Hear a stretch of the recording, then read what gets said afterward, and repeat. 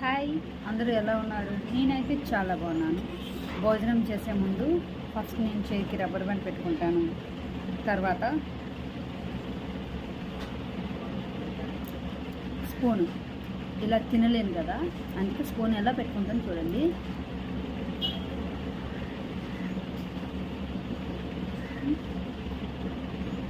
ఇలా ఇంత చక్కగా పెట్టుకుంటాను.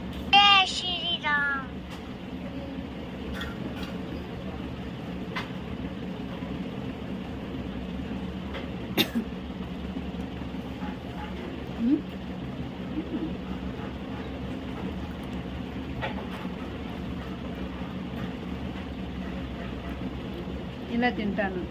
Thank you.